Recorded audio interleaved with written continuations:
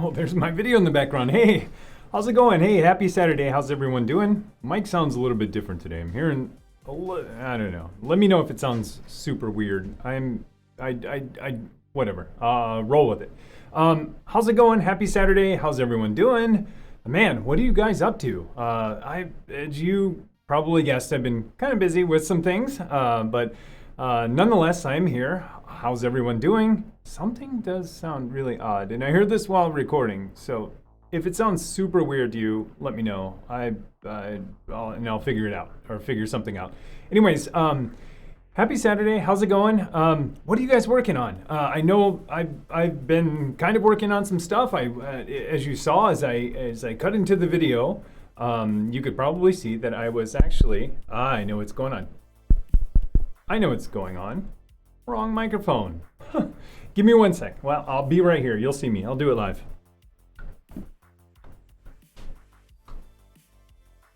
Got to go under the desk. 20 seconds.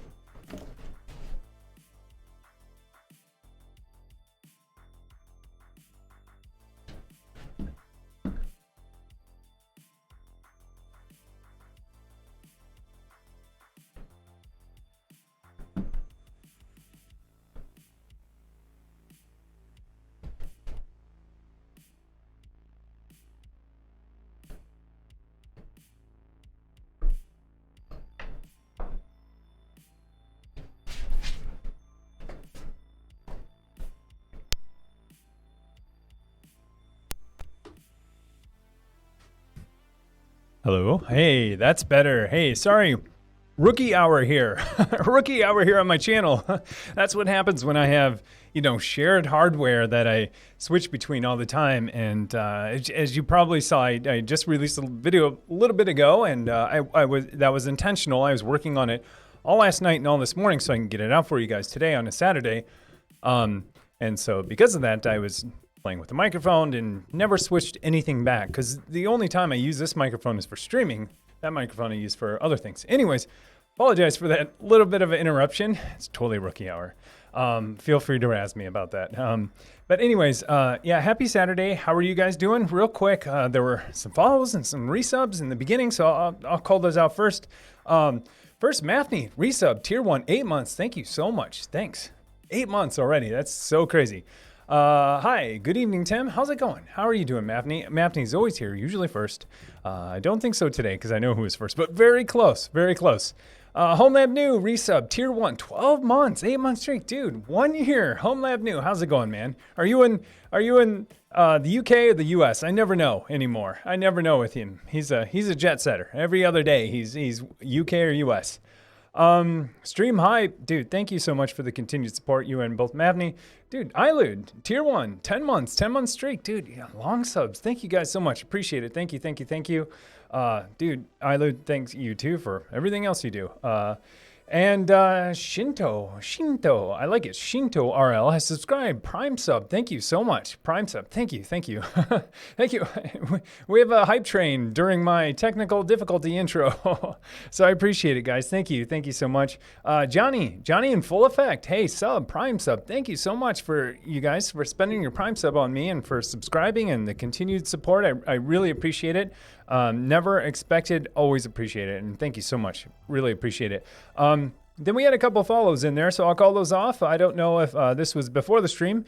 Gen Woon Willie, hey, thanks for the follow, appreciate it.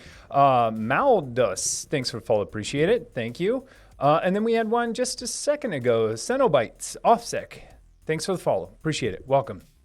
So anyways, if you're new to the stream, I apologize. It's not normally like that, but I have a setup that you can't really see. I only have one audio device, so I always have to plug audio in and out and change the settings and do a lot of things and switching around. So I apologize, but I could hear it in my ear. I knew that something was different, and because I couldn't hear like the bass and I sounded further away. So anyways, long story short, yes, lights are working too, man. Good. It's a good Saturday. Dude, Ilud, thank you so much. Dude, Ilud, you didn't have to, man. Dude, Ilud gifted 5 tier 1 subs. Ilud, thanks, man. Appreciate it. So ZJ Driver, the Sky Owl, like it. Emma the Bomb, Redstone Games, and Ook, Peak Australis. I like it. I like the Australis piece. Hey, enjoy your gifted sub from iLube. iLude. Not what I just said. iLube. iLude with a D. Hey, dude, thank you. Thank you so much. Appreciate it. Man, High Train, this is so crazy. So anyways, as I was mentioning before, I was working on my video, trying to get it out for you guys. I've been, as you guys all are, so this is totally an excuse because we're all busy. But I've been really busy outside of work. I think things are outside of, it's not at work. Well, this is kind of my second job, but outside of streaming, I've been really busy with other things. And so I've just had to put a couple of things on the back burner. Unfortunately, the last week it was this video, so I wanted to get it out for you guys tonight. Today. So I went a little crazy last night and this morning to get it out. But what are you guys working on? What can I help with? I know that over the last couple of weeks, I know that a lot of people have been working on, of course, Proxmox, always Proxmox. A lot of people are working on K3s or Rancher or Docker or Portainer. Thanks to Portainer for sending me this sweet shirt, if I can get it in there. Or working on Athalia, or working on storage, or working on TrueNAS, or testing out TrueNAS Scale. Let me know what questions you have, what I can answer, or what the community, everyone in chat can help answer. There's a lot of smart people in this channel. A lot of times I defer to them, or a lot of times they answer the question better than I can. So feel free to join in chat, send out your questions, and feel free to answer them too. I'll try my best to get to them. So let's see. Oh, another sub. Thank you so much. IEL Gdu. I'm going to go with IEL. I apologize if I'm not pronouncing your name correctly. I actually know that I'm not, because that was the most terrible pronunciation ever. But thank you so much for using your Prime sub on me. Thanks for subscribing. Really appreciate it. So yeah, what are you guys working on? Like I said, I've been working on tons of little things. I've been doing a lot more like kind of home improvement stuff over the last week too. Totally unrelated, but trying to get a little bit prepared for some things that are related. So for me, it's my projects have been a lot of home projects. Wise TV, dude, thanks for spending your Prime sub on me. Thank you so much, appreciate it. So what are you guys working on? Let me know, I would love to know. I don't want to close this box because this is awesome. But at the same time, I can see under it. I know who was first. So anyways, the question everyone wants to know is who is first? And everyone who lands here thinks they're first because Twitch doesn't preserve chat history unless you're me or have my password and can log in as me, or you're mod. And so we're the only ones I can see. And it was iLude today. So iLude, I was testing out some commands.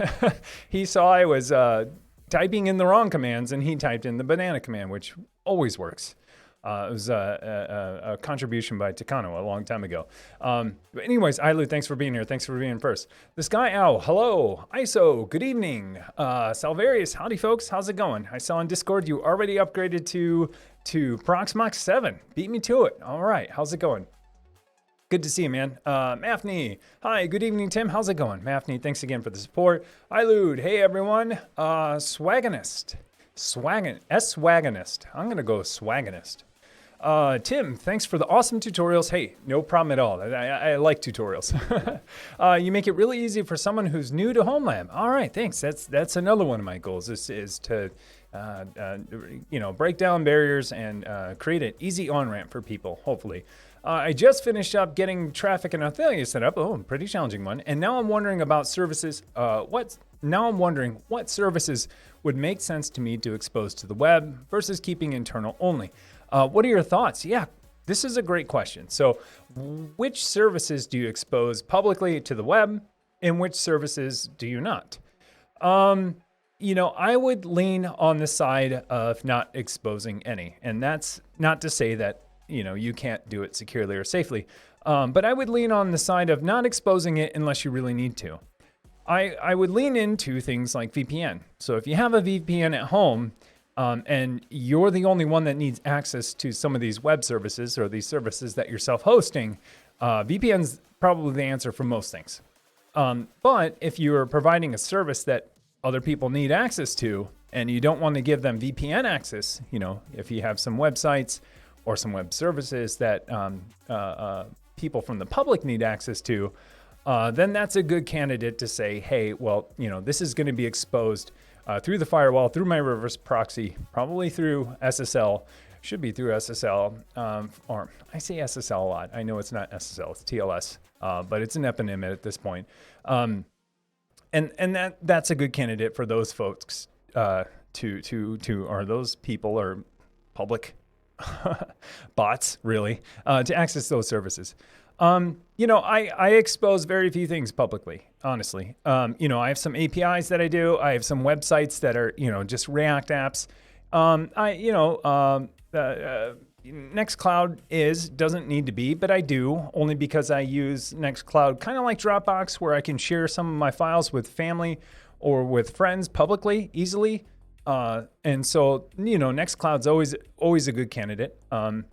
And anything else like that. Would I expose Proxmox publicly? No. I'll VPN in. And this is all with the caveat that you can do a VPN. If you can't do a VPN for whatever reason, then you have even less options. And so exposing it publicly through the firewall is probably going to be the only option if you can't VPN in. But that should be rare. Most routers, most software are able to run a VPN on the device, or you could spin one up behind your firewall and port forward those ports and get to it safely that way. Hey, PC Geek, dude, thank you so much. I need to pay more attention to that. Dude, PC Geek, I guess you just did it. Resub, tier 1, 10 months, 10-month streak. Happy, Tim. Oh, hey, Tim. Happy Saturday, dude. Dude, thank you so much. Thanks for the continued support, dude, and thanks for all you do, man, and all the help in Discord and everywhere else. Thank you so much. Long story short, I would only expose what you need to. And that's kind of vague, but I would look at it and ask each of those services, a couple of questions. Do people from the public need to access it? Yes, then it's, you'll probably need to expose it. If not, and it's only you, I would say go VPN all the way until you have a reason not to. And then if it's you and a couple of people, that you trust, I would, consider maybe giving them VPN access with, a security policy applied just to them. And then, last resort, expose it to the public. And that's not to say that you can't expose things securely, but you just want to kind of limit your attack vector, and not expose things through your firewall. But, arguably, sometimes you still need to. Anyways, good question. Hopefully that answers it. That was a pretty long-winded one, but let me know if you have more questions. Home Lab New, Stream Hype. Yeah, man. Thank you so much. Home Lab New, absolutely crazy week. Starting a new job, and it's been super intense. Already learning a ton and can't wait to really get into the thick of it. Can't complain about the pay either. Yeah, congratulations, man. We've seen you go from, I think, going for your master's to getting it to now getting a job. So, dude, hats off. Congrats to you. Super awesome. So you'll have to share more when you can about what you're doing. I know you shared your actual title, but curious if you can ever share, or maybe in Discord share, just types of problems that you're encountering and maybe not the specifics. But yeah, dude, thanks and congrats. Vortium, just upgraded Jira to the latest server version for work. Miserable. I hear you on that. Yeah. Oh yeah. Jira. Oh man. I will say though, I'm not defending Jira, but Jira has gotten better over time. Like their latest version that's out there. So I use the SaaS version. It's much better than it was a little while ago. And their app is pretty okay too. But it's, I don't know. Jira is a mystery wrapped in a riddle, and there are like 1,000 ways to do everything in the UI. And the one thing that always confused me is like converting a story to a bug or a bug to a story, and where that button is. It's hidden. It's so hidden. But then once you find it, it kind of makes sense, but until then you have no idea. And then when you Google how to do these things, people are answering these questions about like 10 versions ago, and you're like, that doesn't even exist anymore. Anyways, Atlassian stuff sometimes can be interesting. I'll say that. General Ryan, done that before. My condolences. Yeah, Podium. Thank you. LOL. Ken Wright. Hello, everyone. How's it going? Good to see you. Homeland New. 12 months, eh? Hard to believe that it's gone by so fast. Thanks for everything you've taught us, Techno Tim. Yeah, no problem at all. I'm glad you guys are here. I'm glad there's someone to that is interested in the stuff that I'm interested in, for sure. I'm so thankful every day. I just can't believe it that that people are interested in the things that I do at home and the things that I've been interested in for a long time. So thank you, really, for being here. Yeah, I think it was last week I hit 50,000 subs, and I was just like, I don't even know what to do. Like, it's so crazy that it's already to that point. So, but yeah, thank you guys, and I can't say it enough. I can't even put it into words. It's just incredible over the last year and a half, going from 0 people watching and 0 subscribers to this. It's just incredible. So thank you so much. Hey, Swagonist. I'm gonna go Swagonist. Swagonist. Dude, thank you so much for the Prime sub. Thank you so much. Thanks for the sub. Thanks for the support. Really appreciate it. Takano, how's it going? Just talking about you.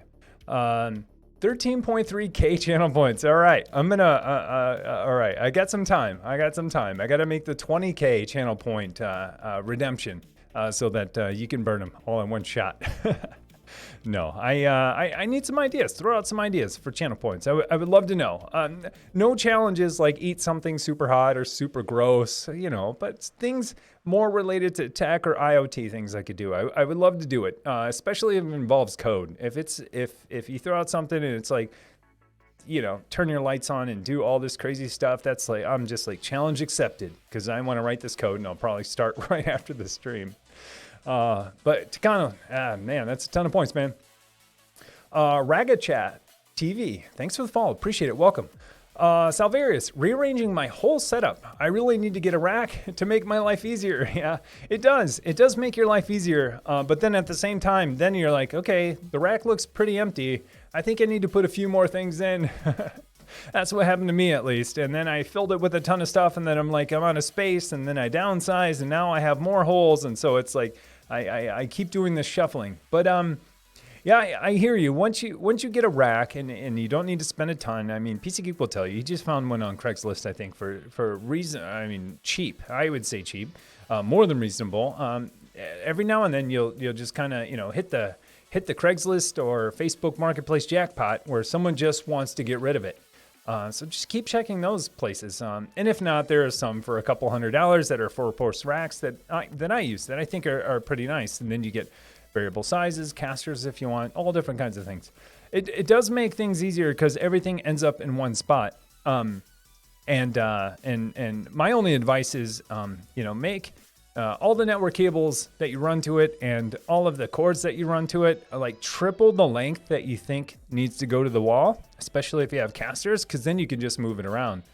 Like I said, we've been cleaning out our basement and reorganized everything, like way too much stuff over the last week. But I feel so much better now that we did it. It's awesome.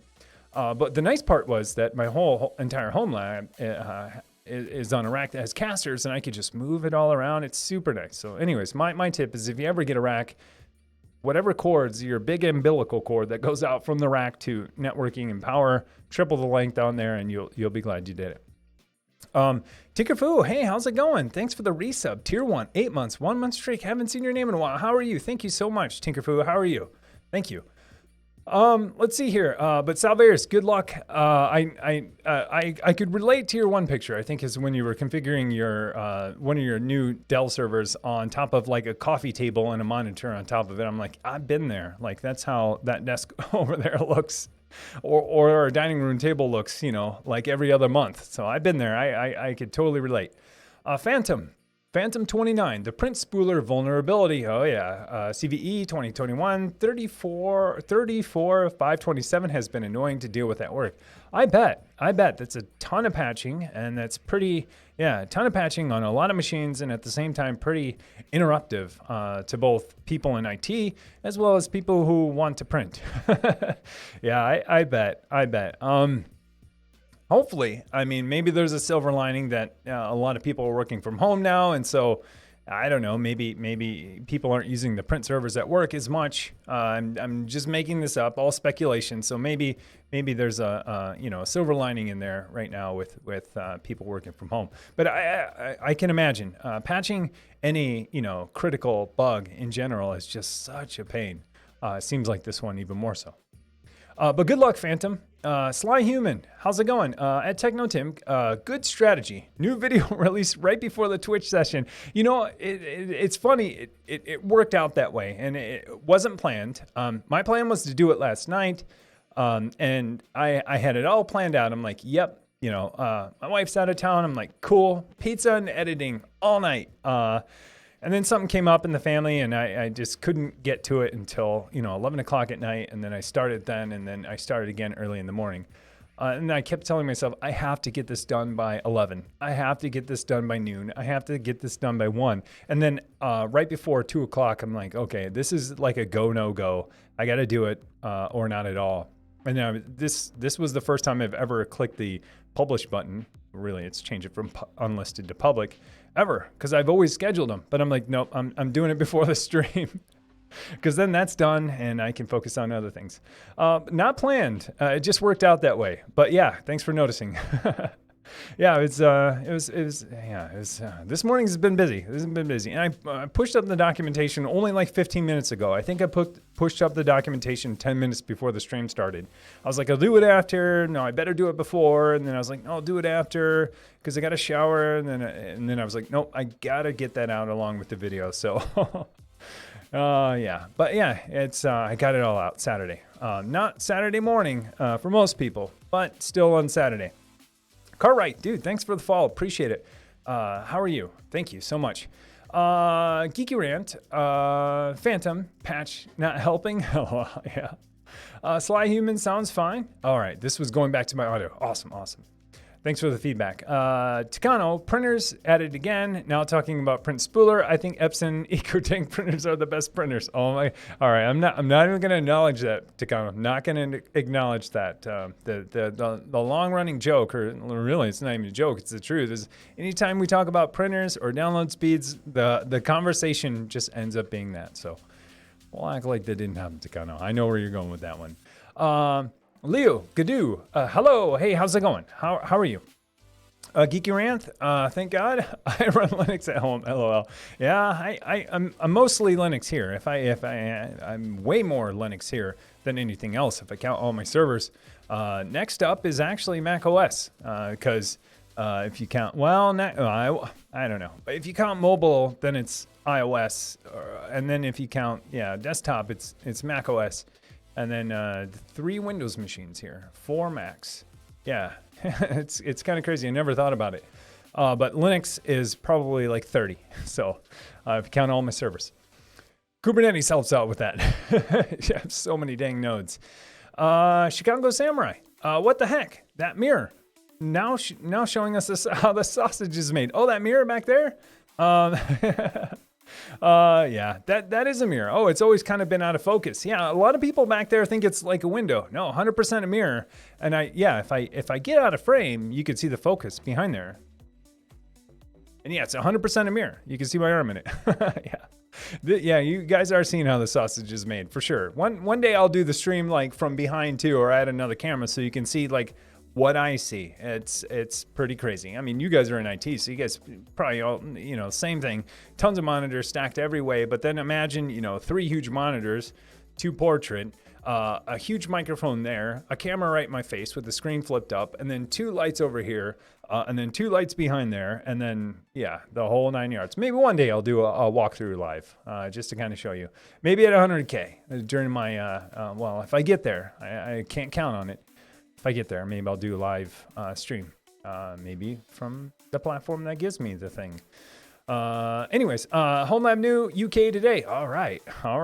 You'll be there for a while now because that's where you're working. A Geeky Rant, a secret Techno Tim ASMR YouTube channel. No. I don't have anything like that. I enjoy some of them though, like the unboxing ones.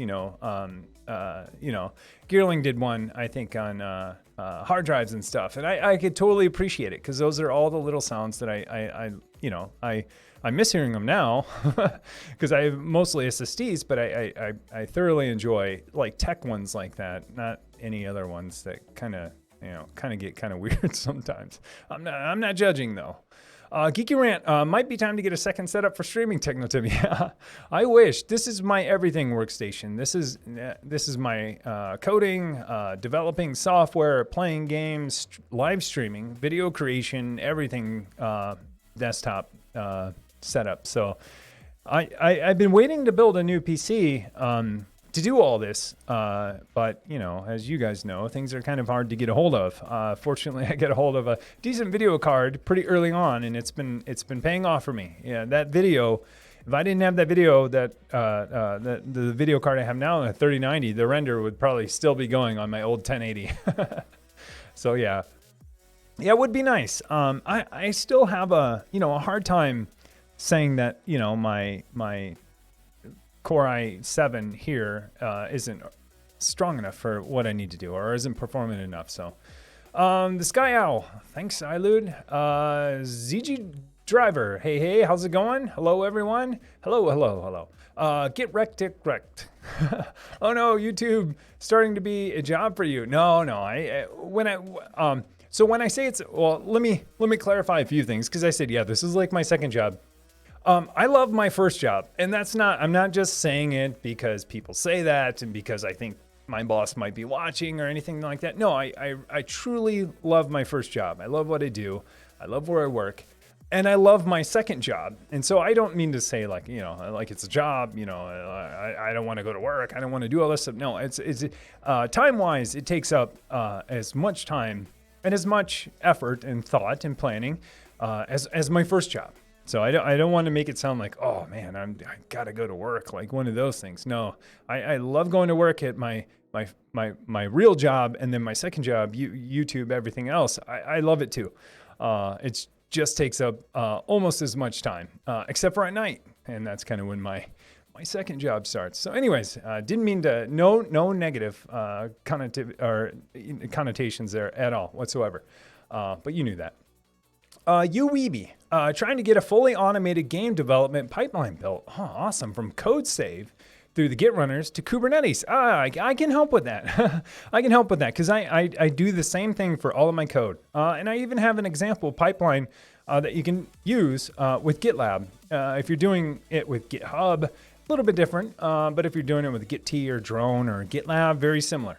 But yeah, that sounds awesome, Uweeby. I love CI and CD. People call it GitOps now. That's the new term for it. But I've been calling it CI and CD for a long time.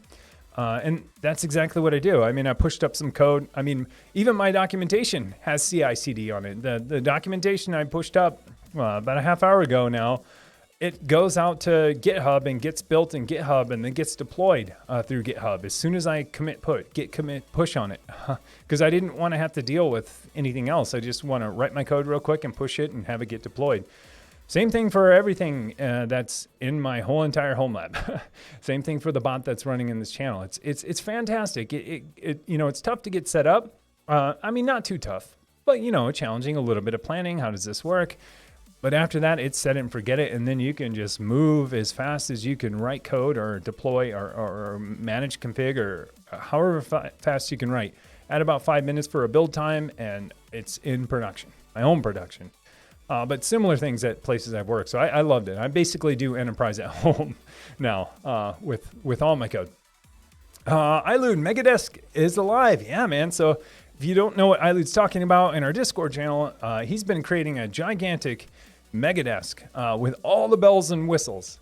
And it's actually pretty awesome. And so we've been getting a glimpse of it in the random channel, and it looks pretty sweet. It makes me kind of jealous. Like I'm thinking like, I just upgraded my desk about a year ago, but maybe I need something a little more custom. But yeah, it's looking awesome. Cartwright, hello Tim, how's it going?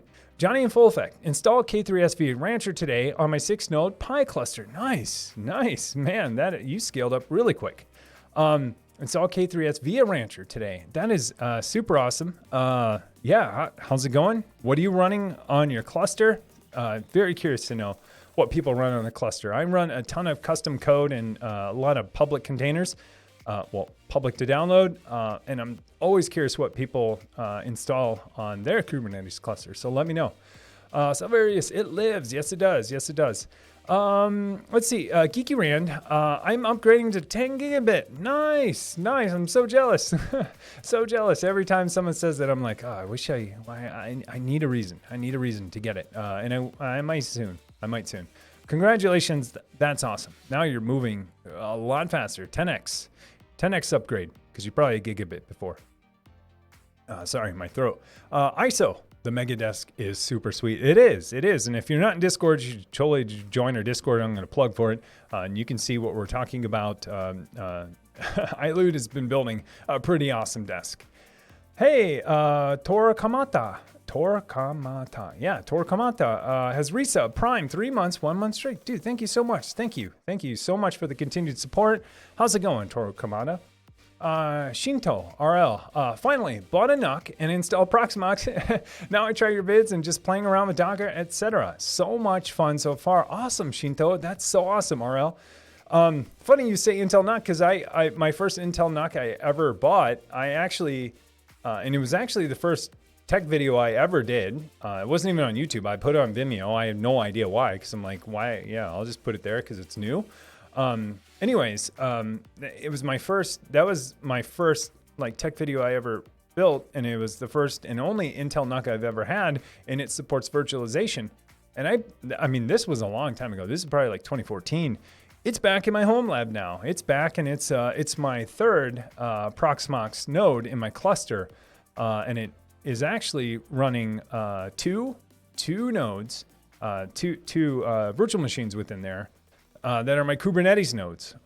So it keeps quorum for both, it's another member in the group for quorum for both Proxmox and Kubernetes. So it's pretty cool. So that's like my tiebreaker and my low power way that if I shut the rest of my home lab down, at least something is still on when the other nodes come back up.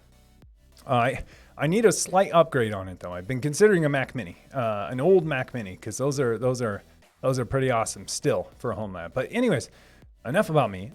So that's awesome that you have an Intel NUC. Awesome you're getting Proxmox on it.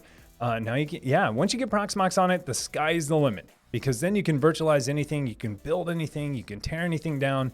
And the same goes with any hypervisor. So I should just generalize and say, once you get a hypervisor on it, the sky's the limit, because you can just test and tear down and build and go crazy. And it's super fun, like you said. So I'm super excited for you. You have to let me know, what you build, what you settle on, because there's going to be a lot of trial and error. You're going to build some stuff. It's going to, work or not work.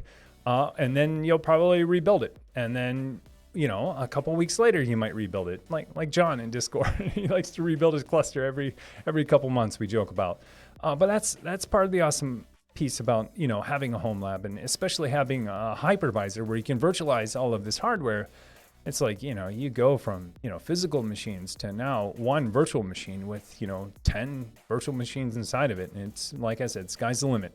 And it's only, it's as unique as you want it to be. A couple follows in there. Rifa Turdum, thanks for the follow. Appreciate it. Welcome. JM Goody, thanks for the follow. Appreciate it. Welcome. ZJ Driver, noob here, started up with Docker in Adept a few weeks ago. All good and fantastic, though. Pertainer doesn't seem to handle health check, but that's small potatoes. I thought they did. I could be wrong. So with Compose, so Docker, I think, has introduced now health checks, and I think you can access them on Compose 3. Don't quote me on that. And I thought that, so I've spun up some containers with Portainer and specified a health check within my Docker Compose YAML file, and Portainer will respect that. And so I will say that I haven't been able to add or edit them, but it does acknowledge that I actually specified a health check. I think I'll have to look at it again, because some of my containers will show the health check status, and I could be wrong. And maybe that's a feature of 2.6. I'll have to look. But anyways, yeah, I don't think you can configure them there, but I'll bet, a lot of money on it that, if it's a feature in Docker, Portainer is going to go after it for sure. I think so. Home Lab New, currently tuning in from Royal Holloway, University of London. Nice. Well, awesome, man. Greetings from the U.S., even though I think you're originally from the U.S. That's awesome, man. James Hawkins Gaming, working on building up my home lab. Awesome. Heard a rumor that Kate dropped support for Docker. That's true. Not sure if I should be worried. So don't worry about it. They did, and I think they're fully deprecating it in like 1.21 or something like that.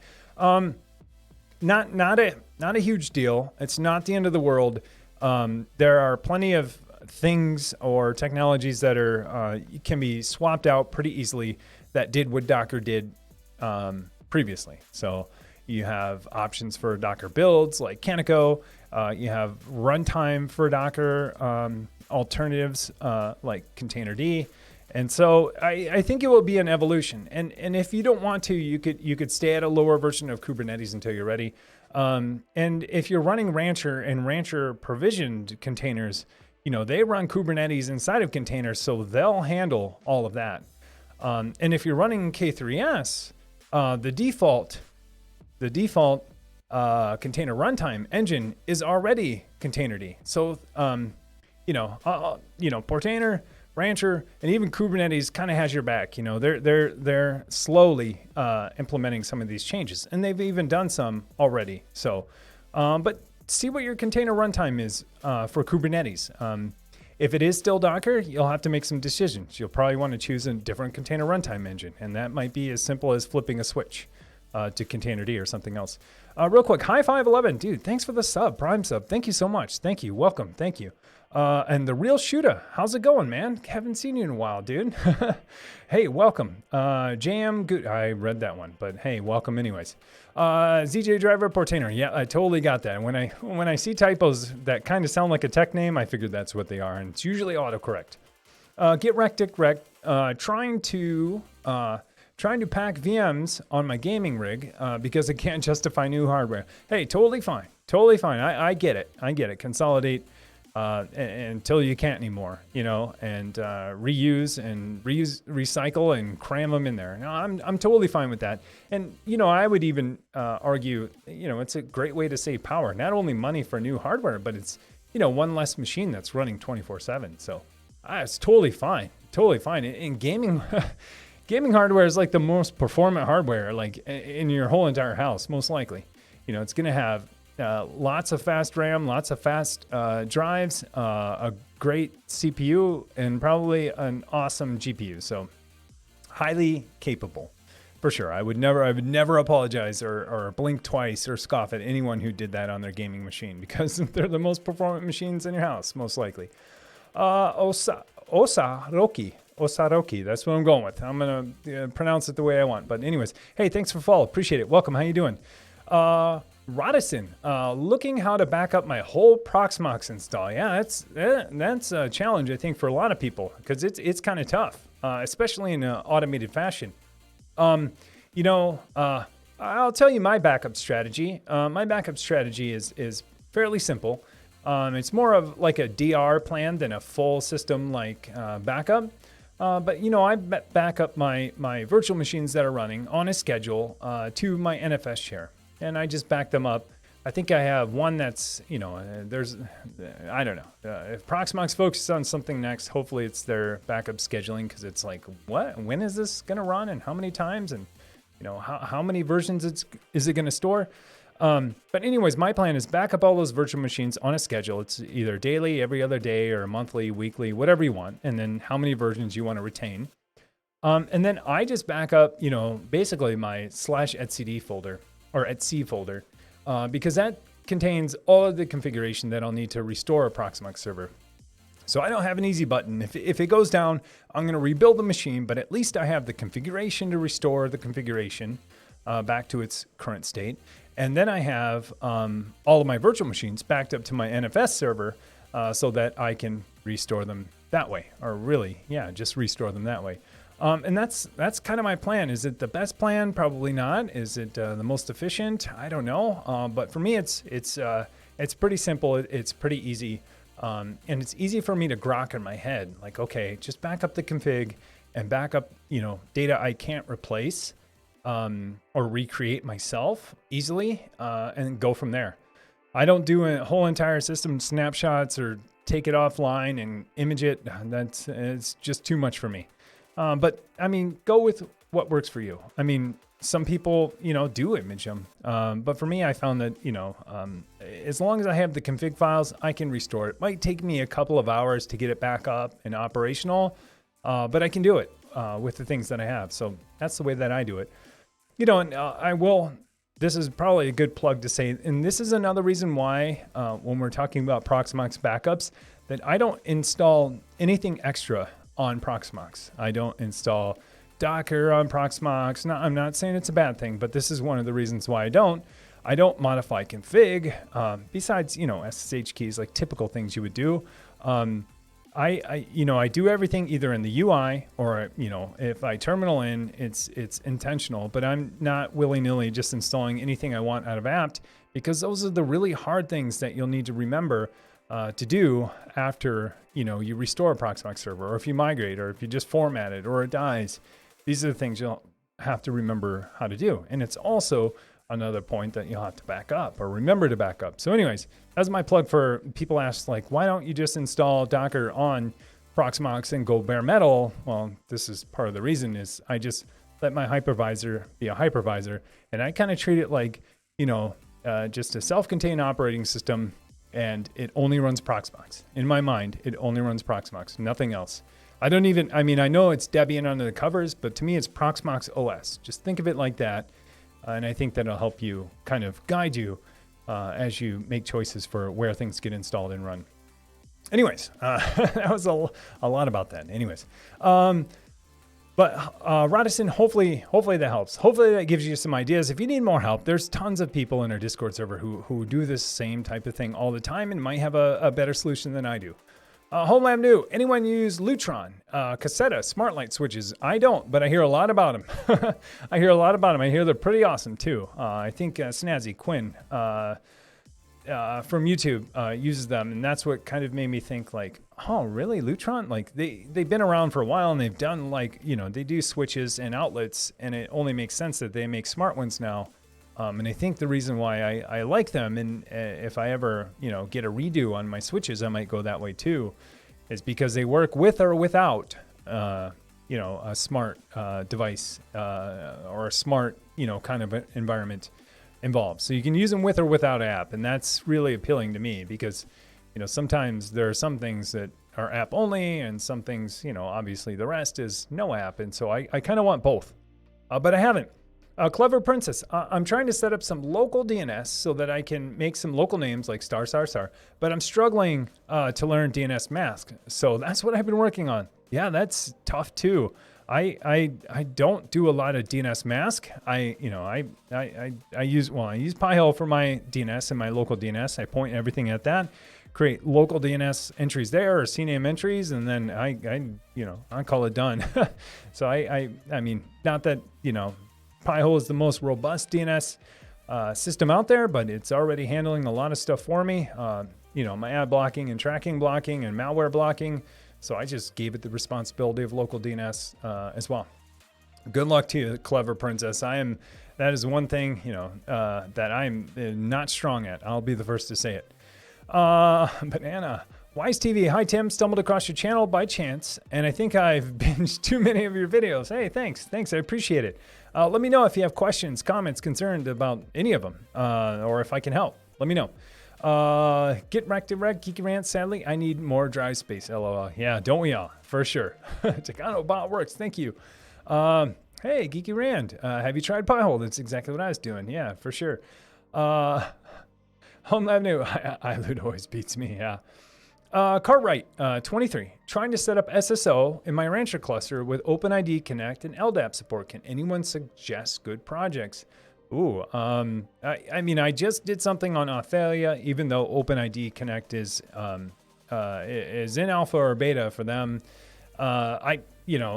Yeah, I'm sure there are other ones out there. You know, with Rancher, you also have options like, you know, more public providers too. If you don't want to use something self-hosted, you can use GitHub or Google, and I'm sure they support a couple others. Okta is another one that they support that's I think can be self-hosted too.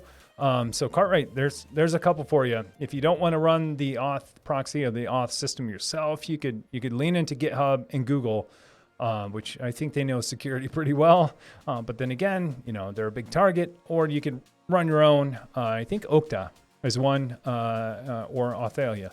Those should work. Let me know. That's a never-ending battle. Yeah, for sure. Bottled Up Jam. Hey, just moved to a new flat. It's going to be FTTP, so picked up at UDM, and it's super neat. Just moving some of my Docker containers off NAS onto a Pi. Nice. I've been meaning to watch your Rancher stuff, thinking of getting a few Pis and having a Kubernetes cluster across them. Awesome. Yeah, it helps you manage Kubernetes, that's for sure. And Rancher has like a ton of features. But you know, I think one of the best features is just the UI itself, being able to manage things from a UI. You know, and I use Rancher in quite a few ways. But yeah, managing one cluster, managing multiple clusters, or even provisioning new clusters using Rancher is super duper easy. I'm a huge fan.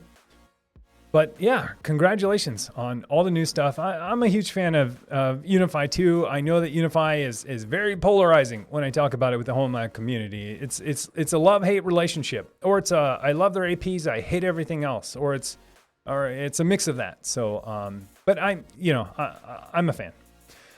Geek Almighty, a bit late, but hello, how's it going? iLoot, make sure you come to Discord. Thank you. Clever Princess, I thought that was an ad blocker, but I really don't want to block ads. I just don't mind them, particularly on Twitch. Or can I turn off the ad blocking feature? Clever Princess, you can, and you know it's more than ad blocking, so it can block any.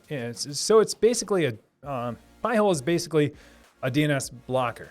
You know, it'll basically redirect, I think, DNS requests to anywhere. Back to localhost, to basically a black hole somewhere, so that you can block any kind of DNS request that you want to anywhere.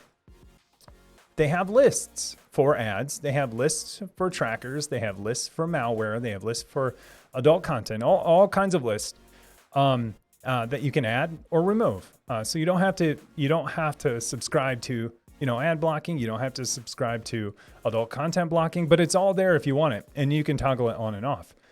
So if you don't want to block ads, you just uncheck it and say don't block ads, and you can still get all the benefits of everything else. Maybe you don't want to block any DNS and you just want local DNS. Really easy and a great UI. Yeah, Pi-hole is a great way to do that. That'd be interesting. I haven't heard of anyone using Pi-hole for anything other than that, but just using it for DNS only. Interesting. Yeah. Sly Human. I'm going to share this. Sorry, it's late. So Sly Human, hi, what do you know about OpenStack? Very little.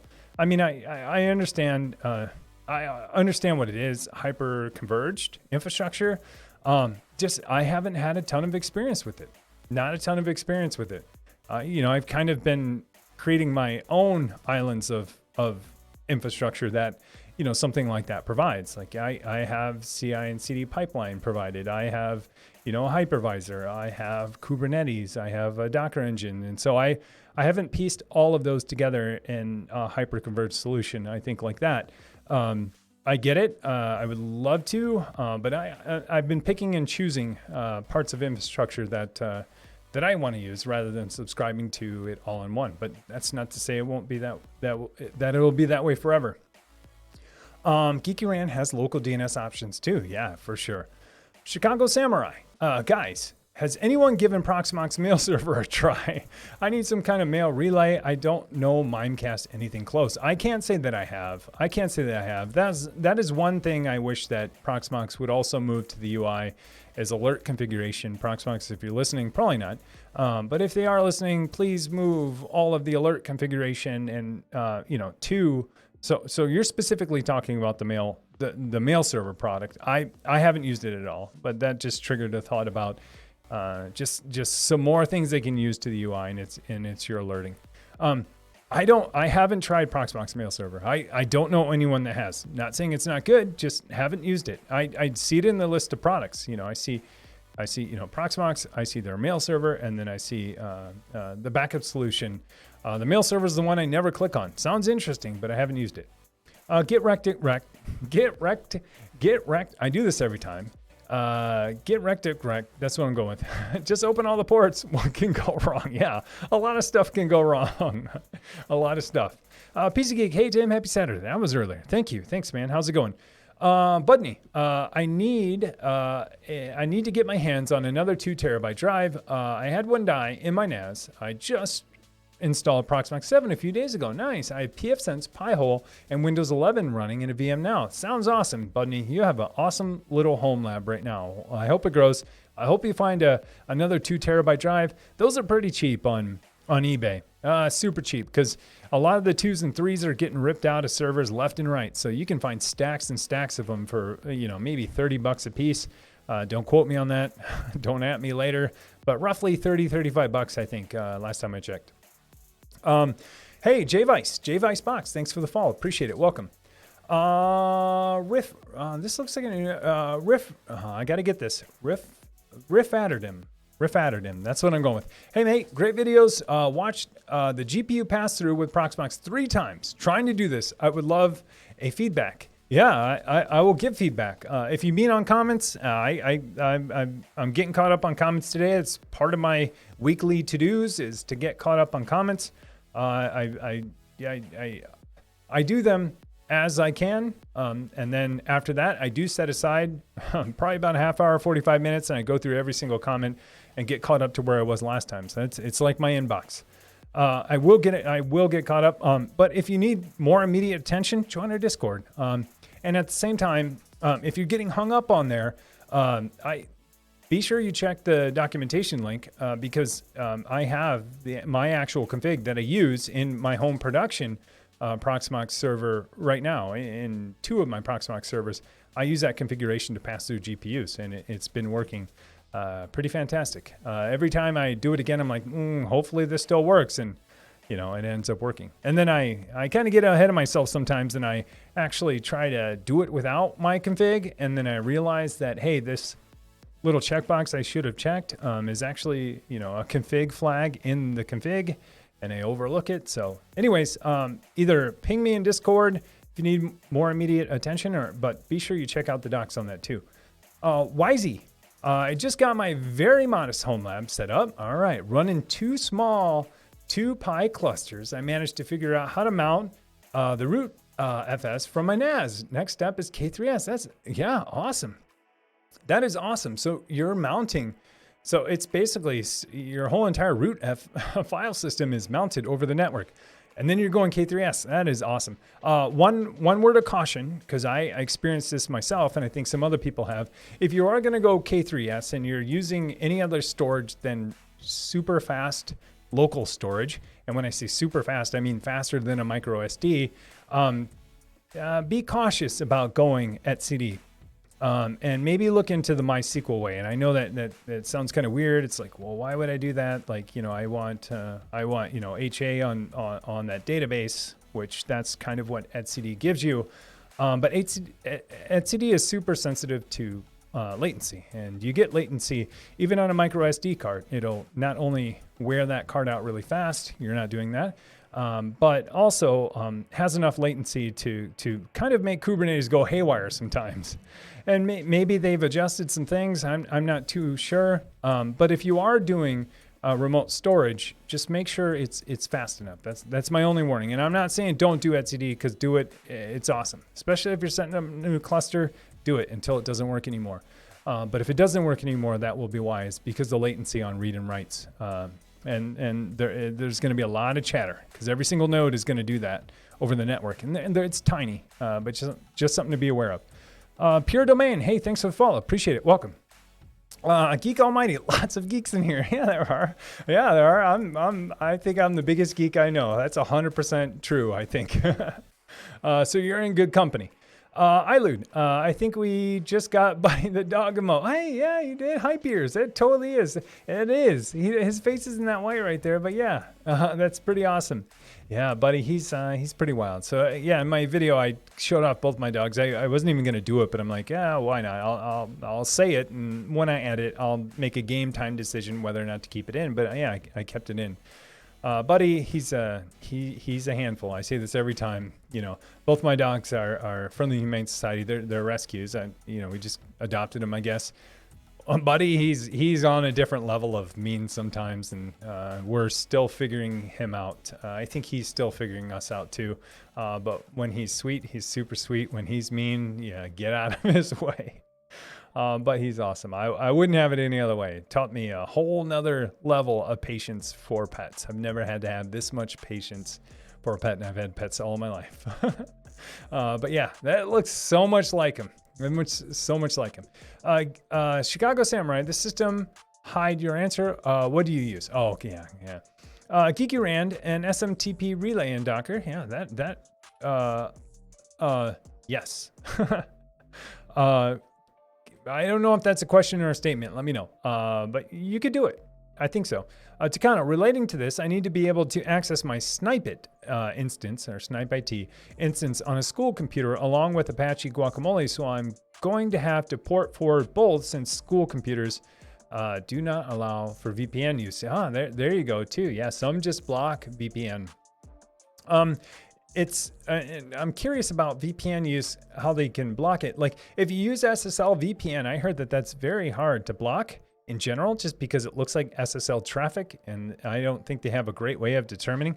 I mean, unless you're going to, some public provider, but VPNing to home or SSL traffic, to kind of maybe give that a shot, because to them, I think it looks like, just an SSL request. I keep saying SSL, but TLS, but let me know. But yeah, that's another good point, is that if someone's blocking, the tunneling technology that you're using, then you're going to have to find alternatives, like just opening it up so you can't VPN in.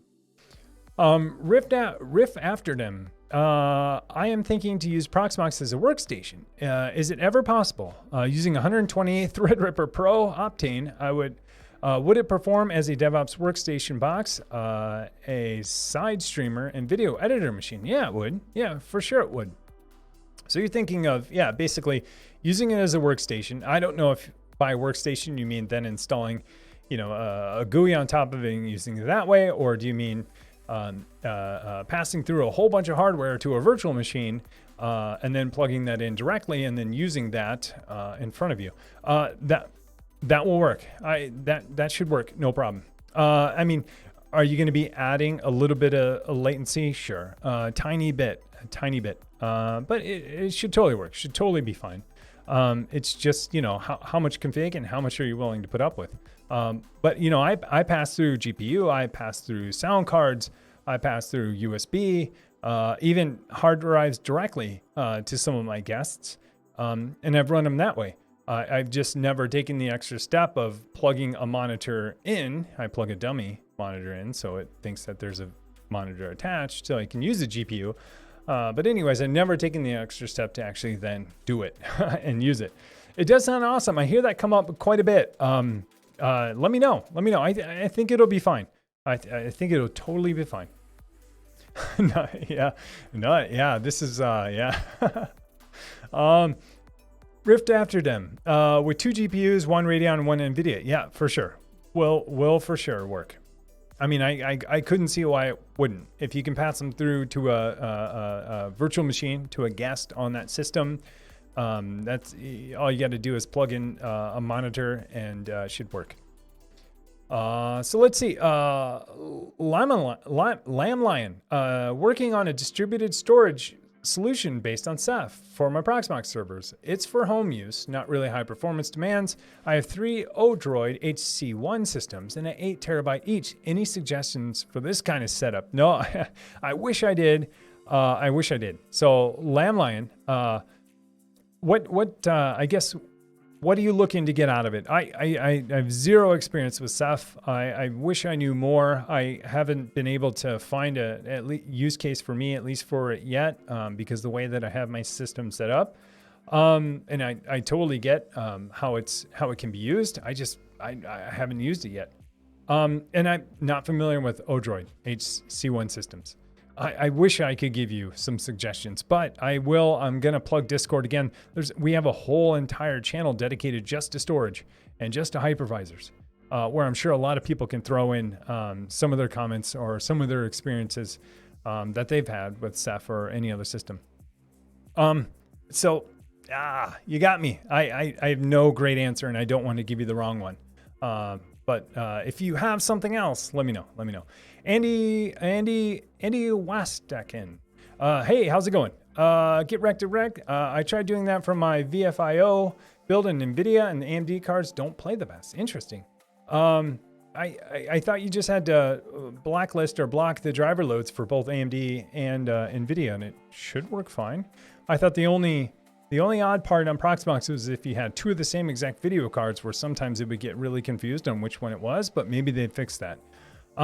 Yeah, look at the time. Okay, so I'm gonna look through and look for direct mentions, because I'm trying to keep this, contained into an hour. I started a little late, so I'm gonna end a little bit late. I'm gonna look for direct mentions because I don't want to take up your whole time or your whole Saturday. Busy Geek, I'll go with this one, then I'm looking for mentions. Since last stream, I have all my services moved to the two new Dell 1U servers. Nice, and set up my TrueNAS server with the disk shelf plus CFS replication over to a backup. Nice, dude. Nice, man. Yeah, you've been totally redoing your whole entire home lab from the outside in. Getting a new rack, getting new servers, then systems on them and moving everything over. It's awesome, man. Awesome. All right, looking for mentions, and hopefully they're highlighted okay, or if you just say, hey, Tim, I'll look for that too, because I want to be respectful of you guys' time. Home Lab New, you say a ton of patching, but literally the patch Microsoft put out doesn't work. Yeah, that's true. That is true. That is true. I'm so fortunate I haven't had to deal with that. I feel your guys' pain on the patch for the printing patch. Techno Tim, I've always wondered about the CPU cores and vCPU's equations for KVMs. How would you calculate how many of them can run on a 16-core, 32-thread machine? The way I do it, and right or wrong, is I over-allocate most of my VMs, and I give them, it depends on what they're doing, but I would go with threads there. Personally, that's how I do it. I look at how many threads, and then I just say, hey, this is how many logical CPUs I have. And but then on top of that, I over allocate my VMs. So, I'll give some of, if I had 32, I'd give a lot of them, maybe 16, and I don't have a great equation for it. If I only had 16 threads and I had some really important systems, I give them all 16.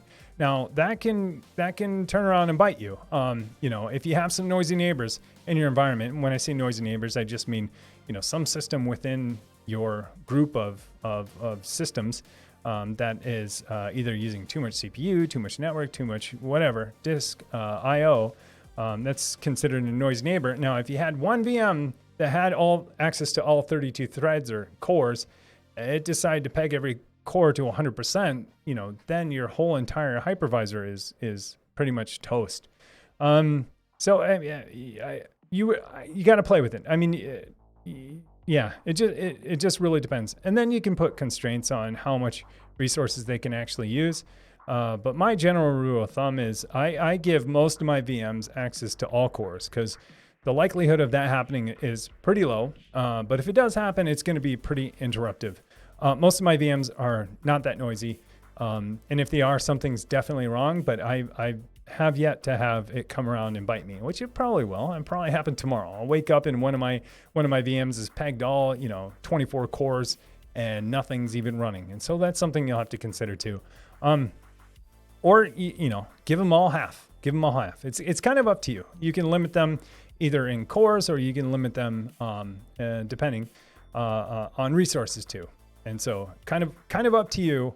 I'm sure there's a better equation, but I always over allocate. Now I'll never go, you can't go more threads or more cores than you have total on the system, but you can allocate more threads overall to all of the systems than you have total, if that makes sense. What I'm trying to say is you can give every virtual machine 32 in your hypervisor, no problem. But if one of those machines ends up having problems and using all 32 threads, all of the other guest machines are going to be starved for CPU. And then you'll just have big problems because, even timing and clock stuff won't work. And so they'll probably all crash. It pretty much sums it up. Let's see. So I'm going to look for mentions. I apologize, but I do want to be respectful of your time. Soberbot. For a home lab, we'll be running some VMs, maybe a blog, and other smart home stuff. Is it okay to run Cisco Catalyst 2690s, which are end of life? I think so. I don't know what the Catalyst 2690s are from Cisco. I don't know if they're edge routers or just switches. If they're just switches, sure. If it's an edge router and exposed to the internet, I'm not sure. I'm sure there are plenty of people that are running them. But I don't know the model right now. But, a lot of people buy a lot of old deprecated hardware. I mean, my whole entire disk shelf is 100% deprecated. I mean, the thing is like so old, but it's fantastic at what it does. And, I made the decision, I'd rather save a lot of money and, get a disk shelf than pay a lot of money for a new disk shelf for very little gain other than, money out of my wallet. But for a Cisco Catalyst, I'm not super familiar with like that model. Don't know if it's an edge router, but those are some things that you might want to consider because if it is end of life, it's probably not going to get any patches anymore. And so it's something you'll have to, kind of decide. If it's a switch, generally, I wouldn't think twice about it. If it's a router, an edge router, then I may. I may. But yeah, ping me in Discord. Well, let's talk. Let's talk in the networking channel and figure it out.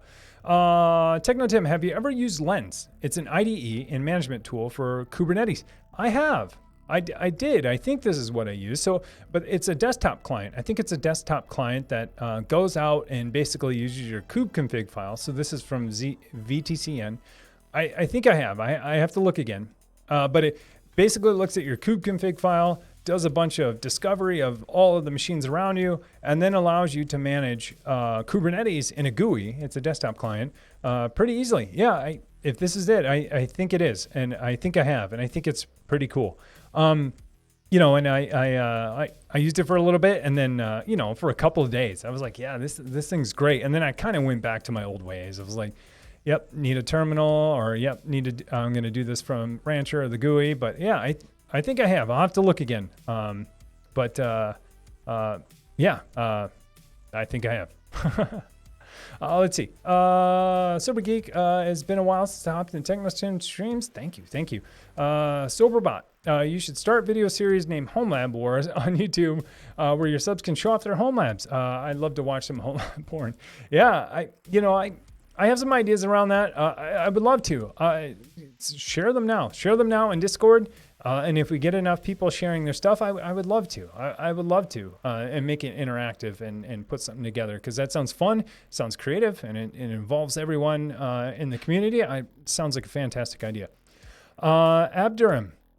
Hello and everyone in Techno Tim. How are y'all doing? I've recently set up Pi-hole to use Unbound for upstream DNS following the video by Craft Computing. Yeah.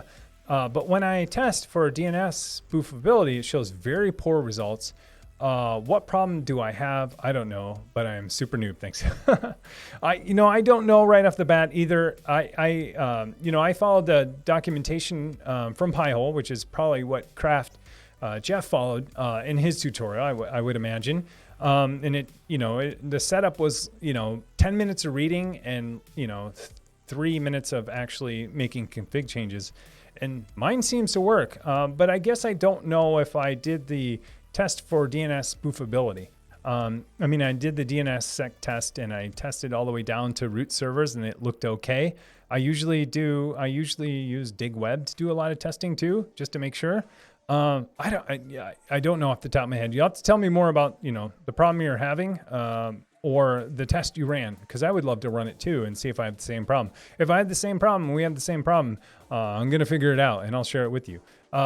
Ping me in Discord on that one. Let's figure that one out. Soberbot, you got dogs? Yeah, I have two. I have two little puppies. Yep, they're not puppy. I call them puppies, but they're both of them are Chihuahua mixes, so they're like a puppy their whole entire life. They're so little. Takano, currently in high school. So we have used the school-provided Chromebooks, which are locked down beyond belief. I can imagine. PC Geek, yeah, there's my NUC video. Yeah, it is. That is it. That was my first tech how-to video, my first tutorial video. I was replacing an old Media Center PC with an Intel NUC, and my Media Center PC was, it was like everyone's Media Center PCs in the late 2000s, gigantic, and as big as like an amplifier, and yeah, I replaced it with an Intel NUC. That was the first job of my Intel NUC. And now it's, that was so long ago. I had never even, thought it would be a hypervisor. But I did buy the upgraded i5 on there a long time ago that supported virtualization because I thought maybe one day I'll virtualize. And one of the few times I've overbought that it actually paid off. Thank you. Thanks. Pure Domain, resubmitting with the tag. Hi, Tim. New here. Just saw your video on Proxmox upgrading Proxmox v7. There was a clip of you using Authelia OpenID SSO for Proxmox. Is there a video already available or planned? Would love to know how you configured that. So I do have a video on Authelia. Yeah, that was the clip. I was like, oh man. I don't have the one that bridges them yet. So I have how to do, how to set up an auth proxy with Authelia. And then Proxmox 7 now supports OpenID Connect, which, Authelia already does. I don't have a bridge video to connect the two. But I assume in Proxmox, which I should have shown configuring OAuth, at least how to get there. It's pretty obvious though. But in Proxmox 7 now, you can configure an OAuth provider and you point it to an endpoint. That's going to be pointing to, your auth proxy or Authelia. It will have an endpoint. And then there's some configuration from there. What I would do is get Authelia up and going and make sure OpenID is working on Authelia. That will give you an endpoint, and they'll give you clues on how to configure like downstream systems to use the OpenID Connect on Authelia, and then hopefully it just works. This is I don't know. That's my hand gesture for it just works. But let me know. I'm going to be testing this out now. It's very, very timely. Sorry, I'm going to look for direct mentions only because, I'm going to kind of wrap it up. What are your thoughts on net booting? Please. Have you done it? Would you? Are there similar issues to mounting RootFS over the NAC when it comes to case? Wise TV. Hey, I think I just summarized kind of this. My thoughts on net booting, awesome. Have I ever done it? I can't say that. Well, it depends. I've done pre-boot environments, where you go to image a machine. So, this idea of net booting isn't something new because PXE's been around for a long time, and that's how I used to use, and that's how I used to image machines. You net boot from a pre-boot environment, and then from there you can actually image the machine. I've never run, I never had I guess use netboot to have totally dumb clients that would boot every time from the network and have that persist somewhere else. Never done it. I think it's awesome. I think it's a great idea. I'd have to look into how you're doing it. Just curious. And I'm curious if all of that runs in memory or if it's still reading and writing from disk over the network, which is also totally fine. But I gave some warnings. Things to be aware of is that, etcd is very sensitive to any kind of latency, read or write, and it does a lot of read and write with etcd because it's a database and it's communicating with all the other databases within your K3s cluster. Something to be aware of, not something to avoid. I would say try it if you're this early on and you're still exploring it. Try K3s. Try net booting K3s with your Pi cluster. And try it with etcd and see if it works. If you notice things are going haywire, it's saying nodes that are offline that really aren't offline, that's a clue that it's latency and etcd is not happy. And then you have the option to go the MySQL route. All right, looking. Riff Amsterdam. Hey, how are you? How do you manage a day job and YouTube and streaming? Do you have a team? Are you a contractor? A permanent software guy? Yes. How do I manage it? I have no clue. I mean, you kind of see how I manage it. My videos are whenever I can get them out. I try to get them within a week. Sometimes it's 2, sometimes a little bit longer. But I will get them out. They'll always come out. They'll continue to come out as long as I can possibly do it. It's not like I shouldn't say never, but I have no plans on ever stopping. It's just the gap in between videos might increase depending on my workload, my life workload. How do I have a team? Are you a contract, permanent software guy? So yeah, I'm a software engineer for a small startup. That's my full-time gig. I've worked for large corporations, a couple very large ones for a long time, and then went the startup route. So that's my day job. Software engineer at a small startup. The real shooter, I sent you $5. I guess it didn't go through. Dude, how did you send it? If you did it through, I'm sorry. If you did it through donate here, I have to look. I'll have to look. Maybe I don't have my notifications set up. I didn't even know I had that set up. It might be set up on my other account. Dude, real shooter, thank you, man. If you did, how are you doing? Haven't seen you in a while, dude. We should connect again. Soberbot, I had some issues with my network when you were answering the CPU cord VPU question. Would you mind doing it again? Hey, watch the clip. I'll have it. I'll have to, because I got to wrap things up.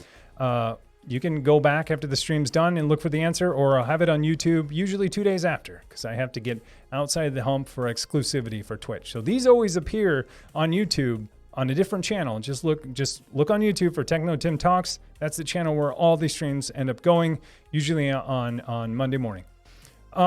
Is there also a second email? There we go. PC Geek. Yeah, thank you. You just totally answered 100%. He knows me so well. Thank you so much. Please make your video how to edit your videos. Sly Human. Yeah, good. Yeah, it's okay. I'll spend some more time on this. That was going to be the video for today, honestly. That's what my video was going to be, my next video, because I thought at 50,000 I would do something different. I just had so many I had so many troubles like trying to decide what should I do. Should I do something for a 50,000 sub video? Is that something people do? And I thought maybe I'll share some insights on how I put together basically how I do YouTube, how I figured it out, like everything I figured out about it, because I figured out a lot. I considered that, but I wasn't sure if like other people were interested in it. And then I started thinking, well, maybe I can, share more than just YouTube, how to give presentations. I'll let you in on a little secret. Almost all of my videos that I've released are basically tech demos. So if you're in IT or you're in tech or work for a company that does software or anything like that, a lot of the times people have demo day or tech demos. And I basically follow a format with a lot of changes that I learned from YouTube. I follow a format that I learned a long time ago on how to give a presentation. How to give a PowerPoint presentation in front of people. And then in IT, it turned into how to give a tech demo. And so, I considered doing that, and maybe I will at some point. Maybe that's next. I'm just not sure if people would be interested in it. I would love to do it because it sounds fun. It sounds creative. It sounds different. And so maybe I will, because I think, I want to continue to teach things to people who may not understand the things that I'm teaching, but I also, want to give people new skills to learn at their job or at home too. And so I think, So anyways, Sly Human, that's a great segue probably into my next video. I just, I have a hard time gauging whether or not people are interested in that. And maybe I'll just do it, and that'll be a good signal. If no one watches it, totally fine. It's there, but that'll be a good signal. They're like, hey, probably shouldn't do this again. I think I need to experiment some more. So yeah, thanks for asking that question. It's like I planted you there because you're inside of my head, because that was going to be the video for this week. But then I made a game time decision to say, well, Proxmox is more timely than this, so maybe I'll go that route. Anyways, Easton Code, resub, tier 1, 10 months, 10-month streak. Easton, thanks so much, dude. Appreciate it. A little late on the stream. I believe it's almost 11 months now, but hello. Yeah, you guessed ahead of time. 10 months, but dude, thank you so much for the continued support. Really appreciate it. Thank you so much. Get right. Thanks for the previous reply. Do you also know an app that allows users to self-service their account FE, change their password over a web UI? As far as I see, Althea does not provide that option. Yeah, good question. I'm not sure. Look at Okta or something else, because that might be able to help you there. self-service option. I'm trying to think. No, I mean, if you used, yeah, you would almost need something with LDAP or something else, or something with a real database. I mean, you can use Authelia with a real database rather than local file system to manage your users. But good question. I'll keep an eye out for that. Anyways, man, sorry I went a little bit over. I'm not trying to treat this like a meeting, but at the same time, I know that you guys have a lot of stuff to do today. So I really appreciate, one, you guys tuning in. Two, thank you so much. There were a lot of follows, a lot of subs, a lot of resubs in there. Thank you so much. I really appreciate it. Like I say, it's never, ever expected. I just love that people are here in the channel and that say stuff. Because if no one showed up or no one said anything, the stream would be really short. And that I will tell you, that is my biggest fear every week, is that not that no one will show up, but that no one will say anything in chat. Because that would be a really short stream. Now I'm really showing you how the sausage is made, and some of my fears is that, yeah, if no one showed up and no one chat, that would be a really short stream, because that's what we do here. So I appreciate you being here. Your time in chat is more than I can ever ask for, so I appreciate that. So don't worry about sub and follows and everything else. I really appreciate it. 100% goes back into the stream, into my videos. Everything that I don't, also donate, because I donate a portion of it, it goes back into the stream. So, and if you can't, don't worry about it. It's never expected. Anyways, I'm rambling now. Thank you so much. Thanks for all that you do. If you have more questions, or there were some questions that I left hanging because I didn't know the answer to, and I probably won't know the answer to until I Google them, ping me in Discord. I think the Discord link has been posted in there quite a few times. Thanks, Ilu. Thanks, PC Geek. Join the Discord. It's super fun. It's a great place to hang out and chit chat throughout the week. We talk about all kinds of stuff in there.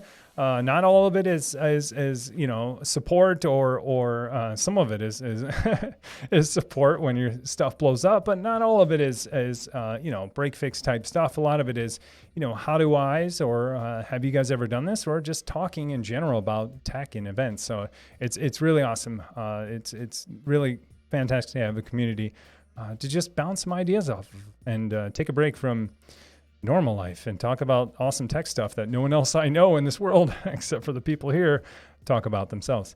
Real quick, Wex, dude, thanks for the Wakes. I'm going Wakes. Thanks for the Prime sub. Thanks so much for spending on me. Hey, you guys, have a great week. Like I said, ping me in Discord if you need anything. I'll be around. I'll be around this evening too. So ping me if you need anything. Thank you guys so much. Have a great rest of the weekend, and be good to each other. Take care, folks.